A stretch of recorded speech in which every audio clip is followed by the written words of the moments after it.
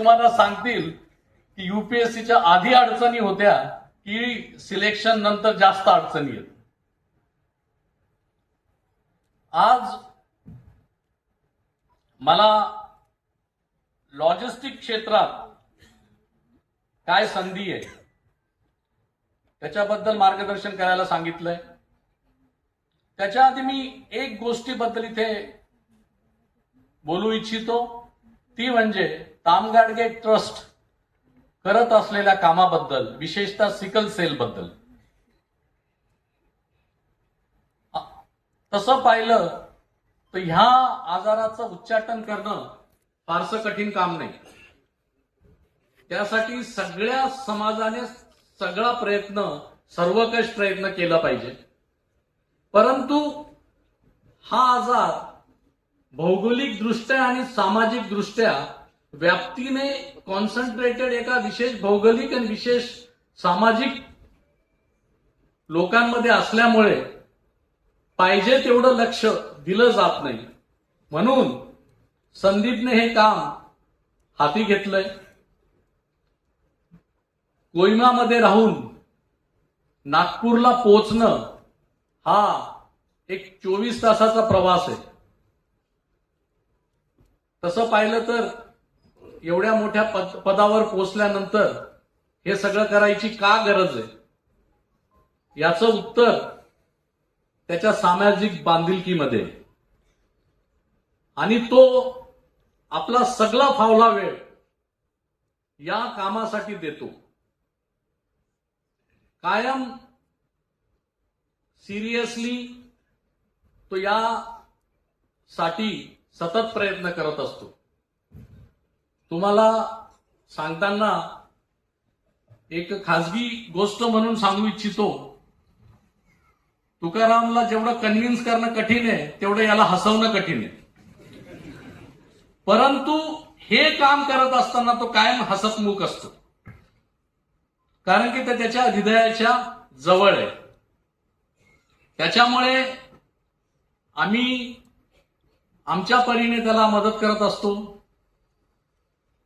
आणि आम्हाला त्याचा अभिमान आहे की सामाजिक जाणीवेने त्याने हे जे शिवधनुष्य पेललं आहे त्याला नक्कीच यश मिळेल. आपण सगळे विद्यार्थी इथे जमले आहात.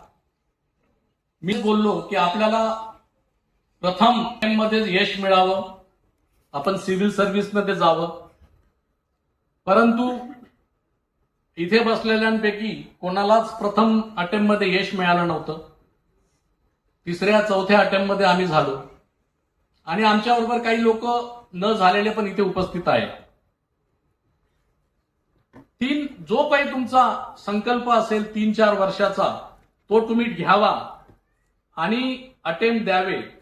परंतु त्यानंतर ज्या वेगळ्या वेगळ्या संधी उपलब्ध आहेत त्याच्यामध्ये तुम्ही लॉजिस्टिक क्षेत्राचा नक्की विचार करावा.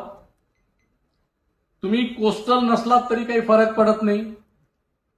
वेगवेगळ्या टेक्नॉलॉजी आणि लीगल प्रोव्हिजनचा विचार करून ड्राय पोर्टची निर्मिती केली जाते.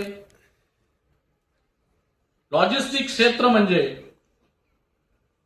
तुम्ही इच्छित असलेली गोष्ट फॅक्टरीपासून तुमच्या घरापर्यंत पोहोचवणं, याच्यामध्ये जे जे इन्व्हॉल्ड आहे ते सगळं लॉजिस्टिक क्षेत्रात येतं. याच्यामध्ये फार मोठ्या प्रमाणात संधी उपलब्ध आहेत. वर्ध्याला लॉजिस्टिक पार्क आहे, ते JNPAनेच उभारलंय.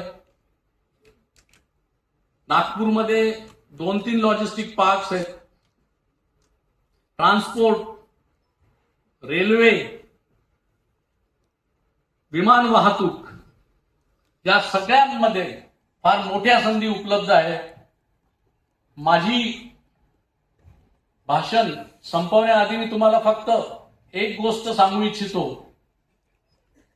एक मोठं क्षेत्र आणि एक मोठा अभ्यास जो आपल्याला आता लक्ष केंद्रित करून करायचा आहे आणि त्याला आपण म्हणू कौशल्यावर आधारित जे काही करता येईल ते आज केलं गेलं पाहिजे.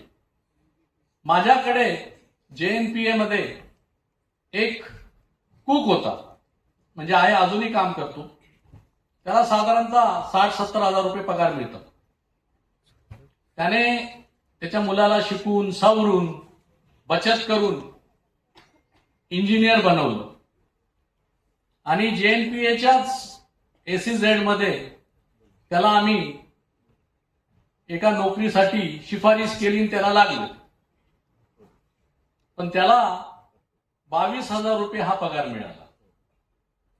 म्हणजे आज कौशल्य आधारित गोष्टींना जास्त महत्व आहे आणि जे फक्त बौद्धिकदृष्ट्या जो अभ्यासक्रम आहे त्याला महत्व नाही असं नाही, परंतु त्याचं महत्व फार मोठ्या प्रमाणात कमी झालेलं आहे. म्हणून जे आधीच्या वक्त्यांनी सांगितल्याप्रमाणे कौशल्य आधारित गोष्टींकडे लक्ष द्या. रोजगार निर्मितीसाठी एंटरप्रिन्योरशिप डेव्हलप करा आणि त्याद्वारे सुद्धा मोठ्या प्रमाणात देश सेवेची संधी आपल्या हातून घडू शकते. मी पुन्हा आपल्याला सगळ्यांना आपल्या भविष्यासाठी शुभेच्छा देतो आणि संदीपला त्याने मला इथे बोलवलं आणि आपल्या समोर बोलण्याची संधी दिली यासाठी त्याचे आभार मानतो आणि माझे 2 शब्द संपवतो.